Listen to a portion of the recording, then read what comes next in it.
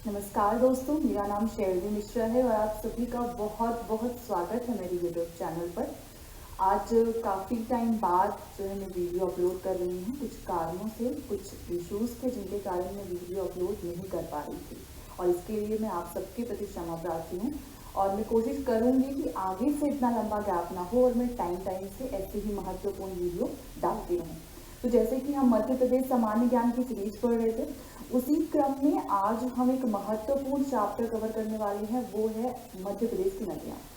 क्योंकि मध्य प्रदेश की जो नदियाँ हैं, अगर आप उसे अच्छे से पढ़ेंगे तो एक ब्रॉड चैप्टर जाता है, इसलिए उसे एक वीडियो में कवर करना मुश्किल होगा। किया जा सकता है, पर क्योंकि मैं भी एक स्टूडेंट हूँ तो जब एक वीडियो बहुत लंबा हो जाता है तो उसको पढ़ने में उतना मज़ा नहीं आता, ये चीज़ मैं समझ सकती हूँ।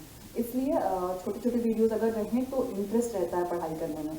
तो मैं कोशिश करूँगी कि अगले 2 या 3 वीडियोज़ में मध्य प्रदेश की नदियाँ कवर कर दूँ। आज हम इसका पूरा पार्ट नहीं, कुछ पार्ट कवर करेंगे, ठीक है? तो चलिए स्टार्ट करते हैं। और मेरा जो ये वीडियो है, मध्य प्रदेश की सीरीज़ है, मध्य प्रदेश की सभी जो परीक्षाएं होती हैं, जो आगामी जो भी परीक्षाएं हैं, जैसे जून माह में मध्य प्रदेश लोक सेवा आयोग की प्रारंभिक परीक्षा होने वाली है, उसकी दृष्टि से भी बहुत महत्वपूर्ण है। मैं उन्हीं टॉपिक पे चर्चा करूँगी जिनसे प्रश्न बन सकते हैं या पहले बने हुए हैं। बिना मतलब की चीज़ों में आपको लेकर नहीं जाऊंगी, ठीक है? तो जो महत्वपूर्ण चीज़ें हैं उसी में आपका जो ध्यान है मैं केंद्रित करूंगी, ठीक है?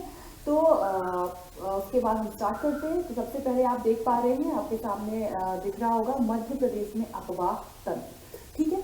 तो जो मध्य प्रदेश में अपवाह तंत्र है, उन्हें हमने 6 भागों में बांटा हुआ है, ठीक है? पहला जो आपका है वो है गंगा अपवाह तंत्र, दूसरा है आपका नर्मदा अपवाह तंत्र, तीसरा है ताप्ती अपवाह तंत्र, चौथा है गोदावरी अपवाह तंत्र, पांचवा माही और छठवां महानदी अपवाह तंत्र। तो ये जो है हमारे मध्य प्रदेश के संदर्भ में अपवाह तंत्र हैं, जिन्हें हमने कितने भागों में बांटा हुआ है? 6 भागों में बांटा हुआ है, ठीक है?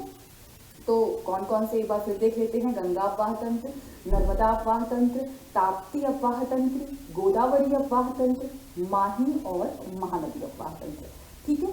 अब जो बच्चे तैयारी कर रहे हैं वो अपवाह तंत्र को तो अच्छे से जानते होंगे क्या होता है, पर जो भी फ्रेशर्स हैं और अभी पहला अटेम्प्ट जो है जून में देने वाले हैं पीएससी का, उन्हें थोड़ा ये चीज़ें नहीं पता होंगी, तो मैं उन्हें बता देती हूँ। तो अपवाह तंत्र क्या होता है कि जब एक निश्चित वाहिकाओं के द्वारा जल का प्रवाह होता है तो उसे हम क्या कहते हैं? अपवाह कहते हैं। और जब इन वाहिकाओं का जाल हो जाता है या बहुत सारी वाहिकाएं हो जाती हैं, तब उन्हें हम अपवाह तंत्र कहते हैं, ठीक है? अब सवाल उठ रहा होगा कि वाहिका क्या होती है? तो वाहिका क्या होता है? जिससे जो नदी की मुख्य जलधारा है वो प्रवाहित होती है, ठीक है? नदी की जो मुख्य जलधारा जहाँ से प्रवाहित होती है उसे हम क्या कहते हैं? वाहिका कहते हैं, ठीक है? जहाँ पर ये वाहिकाएं अस्पष्ट होती हैं या ऐसा होता है कि वाहिका की जितनी जल धारण करने की क्षमता है उससे अधिक जल प्रवाह हो रहा हो, तो फिर जल क्या करता है? उस वाहिका को तोड़कर क्षेत्रों में प्रवेश कर जाता है, जिससे भी बाढ़ जैसी समस्याएं होती हैं। तो वाहिका के अस्पष्ट होने या उसकी क्षमता से अधिक जब जल उससे प्रवाह होता है तो बाढ़ की स्थिति पैदा हो जाती है, ठीक है? हमने अपवाह तंत्र बताया, आशा करती हूँ आपको समझ आया होगा। अपवाह तंत्र क्या होता है? जब निश्चित वाहिकाओं के द्वारा जल का प्रवाह हो उसे हम अपवाह कहते हैं, और जब बहुत सारी वाहिकाओं का जाल हो जाता है तो उन्हें हम अपवाह तंत्र कह देते हैं, ठीक है? और वाहिका तो मैंने बताया है कि जब जिससे नदी की मुख्य धारा प्रवाहित होती हो, और जब ये वाहिकाएं अस्पष्ट हो या कि फिर इनकी क्षमता से अधिक जल जो है इनसे प्रवाहित हो रहा हो, तो किसकी स्थिति पैदा हो जाती है? बाढ़ जैसी स्थिति जो है तो पैदा हो जाती है, ठीक है? उसके बाद हम अब इस गंगा अपवाह तंत्र के बारे में बात करेंगे। आज के वीडियो में हम सब गंगा अपवाह तंत्र के बारे में पढ़ेंगे, ठीक है? तो जो गंगा अपवाह तंत्र है वो मध्य प्रदेश का सबसे बड़ा अपवाह तंत्र है, ठीक है? गंगा अपवाह तंत्र मध्य प्रदेश का सबसे बड़ा अपवाह तंत्र है। उसके बाद ये जो है राज्य के उत्तरी और उत्तरी पूर्वी जिलों में जो है तो इसका विस्तार है, ठीक है ना? अब अगर मैं उत्तरी और उत्तरी पूर्वी जिले बोल रही हूँ तो ये मुझे बार बार ना बताना पड़े कि कौन कौन से जिले आते हैं। भिंड आता है, मुरैना आता है, श्योपुर आता है ना? और भी जो भी जिले आते हैं। आपको मैंने पहले वीडियो में बोला था कि आपको मैप अच्छे से पता होना चाहिए। आप अगर मैं कोई जिला बोल रही हूँ तो आपको पता होना चाहिए कि वो कहाँ पे लोकेटेड है। आपको हर जिले की पोजीशन पता होनी चाहिए, ठीक है? ये मैंने पहले वीडियो में भी बोला था, ठीक है? तो जो गंगा अपवाह तंत्र है उसका विस्तार मध्य प्रदेश के उत्तरी और उत्तरी पूर्वी जिलों में है, और इसकी जो नदियां भी होती है ना अधिकांशतः वो कहाँ पर प्रवाहित होती हैं? उत्तर की ओर प्रवाहित होती हैं। ये भी आपको महत्वपूर्ण बात याद रखना है। और इसका अपवाह क्षेत्र आप याद रख सकते हैं, ठीक है, ये भी महत्वपूर्ण है। आपको इसका अपवाह क्षेत्र याद रखना है जो कि है 2,02,070 किलोमीटर स्क्वायर, ठीक है। अब इस गंगा अपवाह तंत्र के 3 उपतंत्र होते हैं, ठीक है। 3 उपतंत्र कौन कौन से हैं? पहला है आपका यमुना उपतंत्र, दूसरा टोंस, तीसरा सोन, ठीक है। अब यमुना उपतंत्र के अंतर्गत जो मध्य प्रदेश की नदियां यमुना नदी में जाकर मिलती हैं, उनके नाम यमुना उपतंत्र के अंतर्गत लिखे हुए हैं। तो यमुना उपतंत्र के अंतर्गत आने वाली जो नदियां हैं वो हैं चंबल, सिंध, जामनी, बेतवा, धसान, कीन, पैसनी, बैठान, ठीक है। टोंस उपतंत्र के अंतर्गत बीहर, ओदा, महान, ठीक है। और सोन के अंतर्गत जोधला, बनास, गोपर, रिहन, कन्हाड़ा, ठीक है, ये है। अब जैसे हम अगर यमुना उपतंत्र पढ़ रहे हैं तो इनकी सभी नदियों को हम ब्रीफ से नहीं पढ़ेंगे जो यमुना उपतंत्र के अंदर लिखी हुई है। जो महत्वपूर्ण नदियां हैं उनके बारे में हम डिटेल से पढ़ेंगे, बाकी का आप नाम याद रखें कि यमुना उपतंत्र के अंतर्गत कौन कौन सी नदियां आती हैं, ठीक है। तो यमुना उपतंत्र के अंतर्गत जो मध्य प्रदेश की महत्वपूर्ण नदियों में से एक है चंबल नदी, उसके बारे में हम पहले बात करते हैं, ठीक है। तो चलिए चंबल नदी को पढ़ते हैं।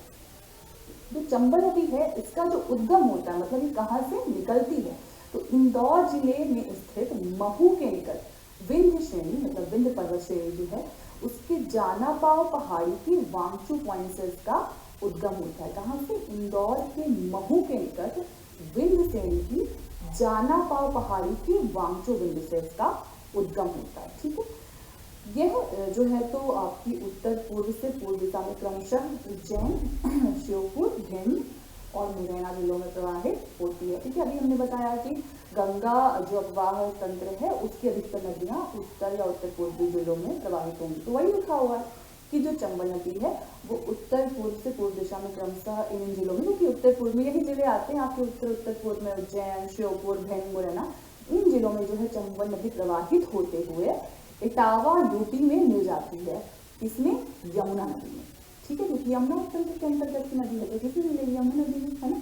तो इटावा यूपी में यह जो है तो यमुना नदी मिल जाती है। क्या करती है? पहले उत्तर पूर्वी जिलों में प्रवाहित होती है, तो ये राजस्थान के भी कुछ जिलों में प्रवाहित होती है। तो इसका जो संबंध है ना वो राजस्थान और यूपी दोनों से ही है, क्योंकि यूपी में तो जाकर ये मिलती है यमुना नदी में, और राजस्थान के भी कुछ जिलों में प्रवाहित होती है। जहाँ पर ये प्रवाहित होती है वहाँ पे डैम भी कुछ बने हुए हैं महत्वपूर्ण।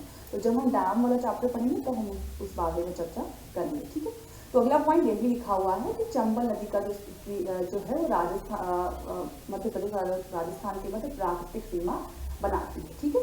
तो आपको ध्यान रखना है कि चंबल नदी का संबंध राजस्थान और यूपी दोनों से, राजस्थान में प्रवाहित होती है जहाँ पे कुछ डैम भी है, और यूपी में तो ये यमुना नदी में मिलती ही है, ठीक है।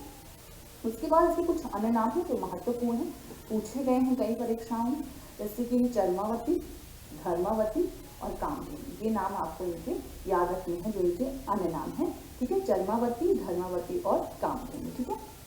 उसके बाद इसका अपवाह क्षेत्र आप याद रख सकते हैं, और इसकी लंबाई जो ज़्यादा महत्वपूर्ण है वो आपको ध्यान रखनी है, जो कि है 965 किलोमीटर, ठीक है। अब वही है अपवाह क्षेत्र है, मतलब कहाँ कहाँ पे प्रवाहित होती है। तो कुछ जिले तो हमने ऊपर ही पढ़ लिए थे, तो वही उत्तर और उत्तर पूर्वी जिले जो आपके आएंगे इंदौर, धार, और कुछ थोड़े से पश्चिमी जिले भी कवर हो जाते हैं, इंदौर, धार, रतलाम, मंदसौर, श्योपुर, मुरैना, भिंड आदि, ठीक है। तो इन जिलों में जो है तो चंबल नदी प्रवाहित होती है, ठीक है। इसकी कुछ सहायक नदियाँ आपको याद रखनी है, जो कि है कालीसिंध, क्षिप्रा, पार्वती, सीप, कुनो, क्वारी, चोरल, ठीक है। इन सहायक नदियों में से भी महत्वपूर्ण नदियों को हम पढ़ेंगे, ठीक है। तो ये महत्वपूर्ण फैक्ट जो आपको चंबल नदी से याद रखनी है। एक चीज आपको और ध्यान रखनी है कि जो चंबल नदी के किनारे जो बसे शहर हैं, ठीक है, कुछ वो चीजें आपको थोड़ा सा ध्यान रखनी है। जो चंबल नदी के किनारे बसे हुए शहर हैं उनमें है आपका महू, श्योपुर और रतलाम, ठीक है। महू, श्योपुर और रतलाम जो है आपसे पूछा जाए कि महू, श्योपुर, रतलाम किस नदी के किनारे बसे हुए हैं, तो आपको पता होना चाहिए कि किस नदी के किनारे बसे हुए हैं, आपके चंबल नदी के किनारे, ठीक है।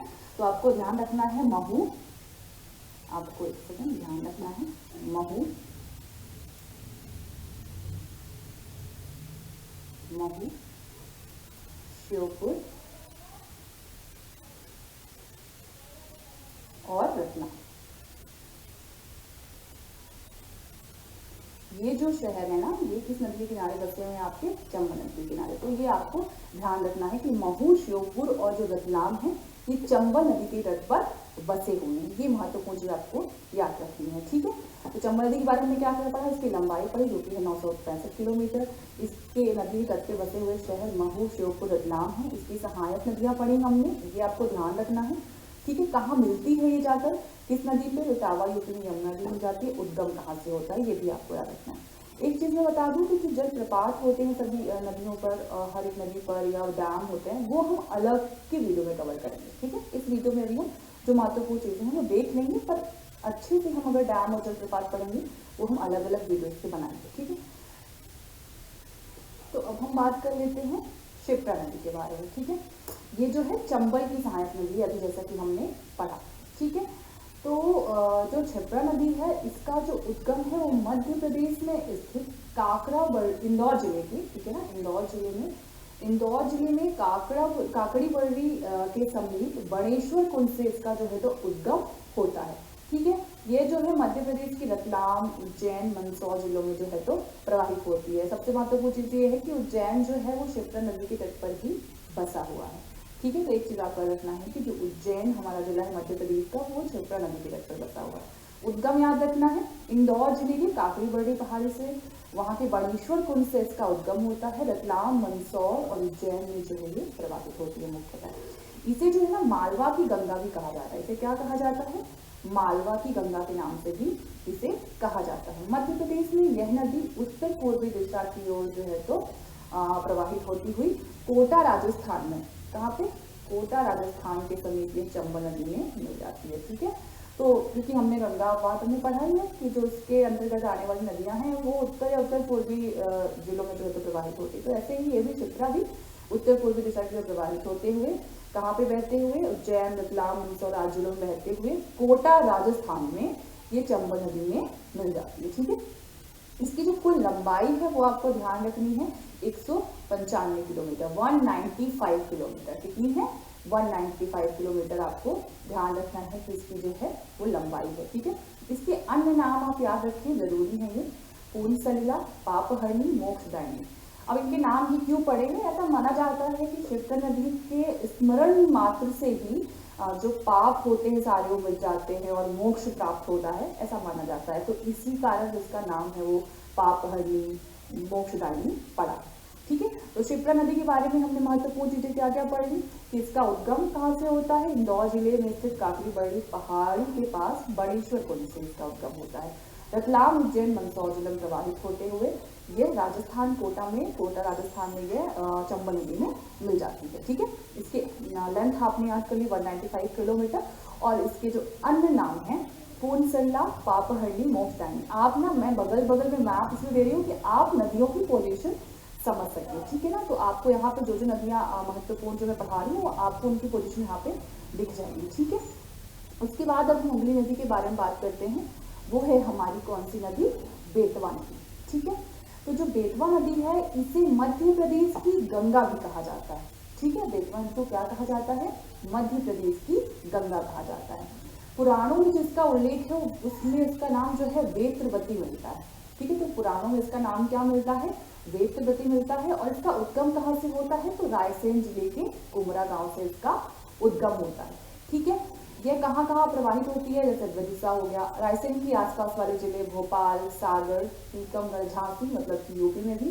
और फिर उसके बाद ही हमीरपुर में, मतलब हमीरपुर जो आपका यूपी में है उसके समीप ये किस नदी में मिल जाती है, यमुना नदी में मिल जाती है, ठीक है ना। और वहीं पर जो है ना ये झांसी में इसी नदी पर बना हुआ है माता टीला बांध। खैर वैसे हम जो बांध वगैरह हैं, डैम वगैरह हैं या जलप्रपात है, इनको हम अलग वीडियो में पढ़ेंगे, पर जो थोड़ी थोड़ी चीजें वो आप देख सकते हैं, ठीक है। तो हमने यहाँ से क्या क्या पढ़ा कि इसे जो है तो मध्य प्रदेश की गंगा कहा जाता है। पुराणों में इसका नाम वेत्रवती पाया गया है, ठीक है। उसके बाद इसका उद्गम रायसेन के कुमरा गांव से होता है।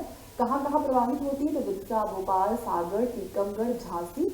और उसके बाद ये हमीरपुर यूपी में जो है तो यमुना नदी में मिल जाती है, ठीक है। और वहीं झांसी में यूपी में जो है ना इस पर एक डैम बना हुआ है इस नदी पर, जिसका नाम है माता टीला बांध, ठीक है। उसके बाद जो है ना केन बेतवा नदी जोड़ो परियोजना है वो इसी नदी पर है ना। केन बेतवा जोड़ो परियोजना ये जो है एमपी और यूपी की संयुक्त परियोजना है। इसका जो उद्देश्य क्या है कि जो यूपी का मुख्य उद्देश्य इसका है, यूपी का जो बुंदेलखंड वाला क्षेत्र है वो थोड़ा सूखाग्रस्त है। तो क्या उद्देश्य ये था कि जो केन नदी का अधिशेष जल है उससे बेतवा नदी में हस्तांतरित कर दिया जाए। ठीक है, तो इस नदी जोड़ परियोजना का उद्देश्य ये है। तो इससे जो है वहाँ के जो सूखाग्रस्त क्षेत्र है ना, बुंदेलखंड वाले, खासकर झांसी हो गया, आपका बांदा हो गया, वो जो है लाभान्वित होंगे। ठीक है, तो केन बेतवा नदी जोड़ परियोजना का उद्देश्य यही था कि जो यूपी के बुंदेलखंड का जो सूखाग्रस्त क्षेत्र है तो वहाँ पर सुविधा उपलब्ध कराने के लिए जो केन का अधिशेष जल है उसे बेतवा में हस्तांतरित किया जाए। ठीक है, तो उससे वहाँ के झांसी और बांदा वाले जो हैं वो सूखाग्रस्त क्षेत्र है वो थोड़े लाभान्वित होंगे। मध्य प्रदेश में बात करें तो कौन कौन से जिले लाभान्वित होंगे अगर हम बात करें तो मध्य प्रदेश में पन्ना, आपका छतरपुर और टीकमगढ़, ये कुछ जिले हैं जो इस नदी जोड़ो परियोजना से लाभान्वित होंगे। यूपी में झांसी, बांदा आप बोल सकते हैं। ठीक है, उसके बाद तो आपको समझ में आया होगा कि केन बेतवा नदी जोड़ो परियोजना का उद्देश्य क्या है। ठीक है, उसके बाद बेतवा की सहायक नदियों में बीना और धसान, ये दाहिनी ओर से मिलने वाली नदियां। बेतवा में दाहिनी ओर से जो मिलने वाली सहायक नदियां हैं वो कौन सी? बीना और धसान। और बाईं ओर से मिलने वाली कौन सी है? सिंध है। ठीक है, और जो ये आपकी बीना नदी है ना, इसी नदी पर सागर जिले के पश्चिमी सीमा के पास राहतगढ़ कस्बे में, ठीक है, एक जलप्रपात है जिसे हम बोलते हैं भालाकुंड जलप्रपात, जिसकी ऊंचाई कितनी है? 38 मीटर है। ठीक है, कहाँ पे? सागर जिले के पश्चिमी सीमा के पास राहतगढ़ कस्बे में बीना नदी पर भालकुंड जलप्रपात। ठीक है, ये आपको ध्यान रखना है। अब आपको कुछ शहर याद रखने हैं जो इस नदी के तट पर बसे हुए हैं। वो है आपका विदिशा, ओरछा, सांची। ये कुछ शहर हैं जो बेतवा नदी के तट पर बसे हुए हैं। ठीक है, तो बेतवा नदी के बारे में भी आपने महत्वपूर्ण चीजें जो है वो समझ ली। ठीक है, आपको ये ध्यान रखना है। और उसके बाद इसकी लेंथ आपको ये मैंने यहाँ पर बताना भूल गई थी, 380 किलोमीटर। ये आपको ध्यान रखनी है कि इसकी जो बेतवा नदी की जो लेंथ होती है 380। ठीक है, ये बगल में जो मैप है ना वो आपको मैंने समझाने के लिए बनाया हुआ है। आप खुद का भी मैप देख कर समझ सकते हैं, पर अगर आप चाहें तो यहाँ से आप देख सकते हैं। ठीक है ना, जो नदियाँ हैं वो आपको कुछ, जैसे हमने अभी हम क्या कहते हैं, हमने कौन सी नदी पढ़ी अभी? चंबल पढ़ी। वो सब नदियाँ आपको इसमें मैप में जो है तो दिख जाएंगी। आगे जो भी हम जैसे टोन्स पढ़ने वाले हैं, ठीक है, ये सब नदियाँ आपको इसमें मिलने वाली। केन पढ़ेंगे तो सब नदियाँ आपको इस मैप में मिल जाएंगी। ठीक है, तो आप मैप के थ्रू ज़्यादा आसानी से समझ सकते हैं। ठीक है, उसके बाद हम बात करते हैं केन नदी की। ठीक है, तो जो केन नदी का उद्गम है वो कटनी जिले के रीठी तहसील के समीप कैमूर पहाड़ी से हुआ है। कहाँ से हुआ है केन नदी का उद्गम? कटनी जिले के रीठी तहसील के समीप कैमूर पहाड़ी से जो है तो केन नदी का उद्गम हुआ है।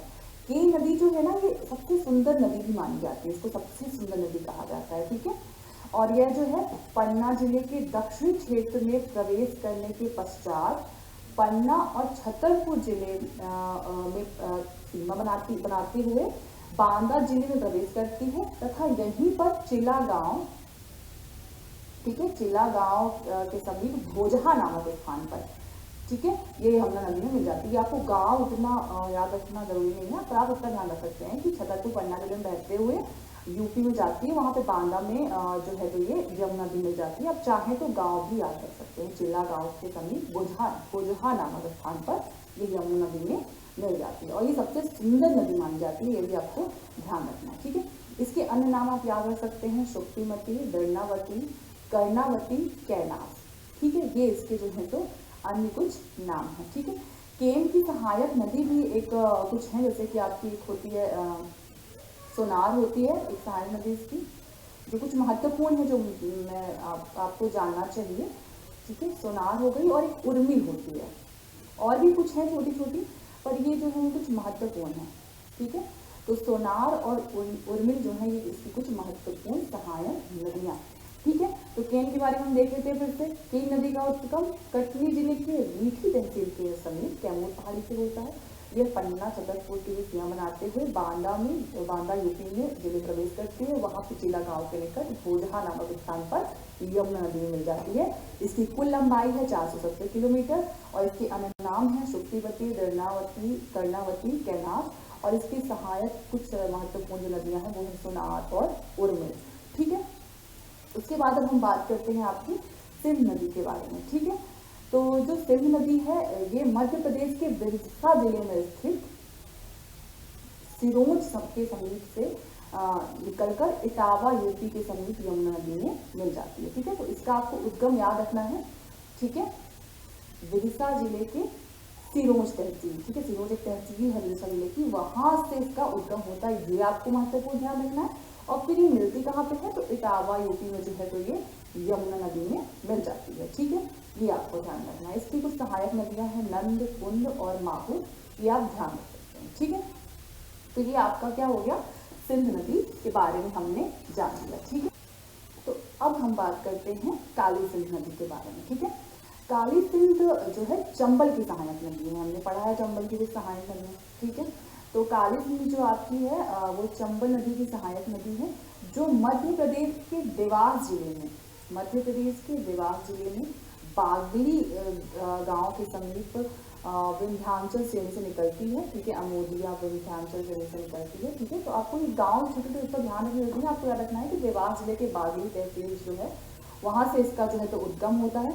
इसकी कुल लंबाई 150 किलोमीटर है और जो देवास है वो इसी नदी के किनारे जो है तो बसा हुआ है। ठीक है ना, तो ये आपको काली सिंध नदी के बारे में जो है महत्वपूर्ण चीज ध्यान रखनी है। ठीक है, क्या ध्यान रखनी है कि देवास जिले के बागली तहसील से इसका उद्गम होता है। ठीक है, उसके बाद इसकी कुल लंबाई 150 किलोमीटर है। उसके बाद देवास जो है इस नदी के किनारे जो है तो बसा हुआ है। ये महत्वपूर्ण चीज आपको काली सिंध नदी के बारे में ध्यान रखनी है। ठीक है, यहाँ से हमने यमुना उपतंत्र जो है वो कवर कर लिया है। अब जो हमारा अगला उपतंत्र था आपको याद होगा टोंस या तमसा। ठीक है ना, तो उस उपतंत्र के अंतर्गत जैसे हम आपको ले चलते हैं वहां पे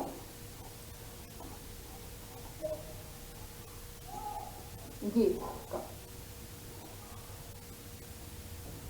टोंस, ठीक है ना, टोंस उपतंत्र, इसके अंतर्गत आप टोंस नदी की मुझे लगता है कि महत्वपूर्ण जगह को पढ़ना चाहिए। बीहर, ओदा, महान ये छोटी छोटी नदियां हैं, आप इन्हें अपने से भी देख सकते हो, पर इतनी महत्वपूर्ण है। तो हम टोंस नदी के बारे में भी चर्चा करेंगे यहाँ पे। ऐसे ही सोन है, तो हम यहाँ पे सोन नदी के बारे में बात करेंगे, या फिर एक जोहिला इसकी महत्वपूर्ण सहायक नदी है उसके बारे में भी हम बात कर लेंगे। बाकी जो नदियां हैं उनके आप नाम याद रखिए, इतनी डिटेल से पढ़ना उतना जरूरी नहीं है मेरे हिसाब से। तो चलिए हम टोंस या तमसा नदी के बारे में बात कर लेते हैं। ठीक है, तो टोंस नदी मध्य प्रदेश के सतना जिले में स्थित मैहर कैमूर पहाड़ी से निकलकर उत्तर पूर्व दिशा में प्रवाहित होते हुए इलाहाबाद यूपी में सिरसा नामक स्थान पर गंगा नदी में मिल जाती है। ठीक है, ये आपको यहाँ से महत्वपूर्ण चीज ध्यान रखनी है कि कहाँ से प्रवाहित होते हुए ये जो है तो आपके सतना जिले में स्थित मैहर कैमूर पहाड़ी से निकलकर उत्तर पूर्व दिशा में बहते हुए इलाहाबाद यूपी में सिरसा नामक स्थान पर गंगा नदी में मिल जाती है। इसकी कुल लंबाई 320 किलोमीटर है। इससे बस इतना ही महत्वपूर्ण है जो आपको जानना चाहिए। ठीक है, उसके बाद आपका अगला जो हमारी नदी है वो है सोन नदी। ठीक है, ये एक महत्वपूर्ण नदी है। तो सोन नदी जो है गंगा नदी के दाईं ओर से मिलने वाली प्रमुख सहायक नदी, किस ओर से मिलती है, दाईं ओर से। ठीक है, इसका उद्गम कहाँ से होता है, मध्य प्रदेश के अनूपपुर जिले में स्थित अमरकंटक पहाड़ी से इसका उद्गम होता है। ठीक है, उसके बाद ना इसके कुछ अन्य नाम है, मैं बोल रही हूँ, आप लिख लीजिए। सोनभद्र, सोनभद्र, ठीक है ना, और हिरण्यवाह भी कहा जाता है इसे, हिरण्यवाह, और कुछ और नाम है जैसे कि स्वर्ण नदी भी इसे कहा जाता है। ठीक है, सोनभद्र, स्वर्ण नदी और हिरण्यवाह भी इस नदी के अन्य नाम है जो आपको ध्यान रखने चाहिए। ठीक है, उसके बाद इसकी आप लंबाई ध्यान रख सकते हैं। इसकी जो कुल लंबाई है वो है 780 किलोमीटर। ठीक है, इसकी प्रमुख सहायक कुछ नदियां हैं जैसे घग्गर, जोहिला, गोपद, रिहंद, ठीक है, कन्हार, ये सब इनकी जो है तो प्रमुख सहायक नदियां हैं। और इसकी जो महत्वपूर्ण सहायक नदी है वो है जोहिला। इसके बारे में प्रमुख तथ्य तो ये है कि यह ऐसी नदी है जो पहले तो पूर्व से पश्चिम की ओर बहती है। ठीक है, उसके बाद ये फिर पश्चिम से पूर्व की ओर मुड़कर सोन नदी में जाती है। पहले ये क्या करेगी, पूर्व से पश्चिम की ओर बहेगी, उसके बाद वापस ये पश्चिम से पूर्व की ओर आते हुए सोन नदी में जाती है। ठीक है, और एक ये है कि बाण भट्ट जो थे हमारे, उनका जो आवास है वो कहा जाता है कि सोन नदी के किनारे।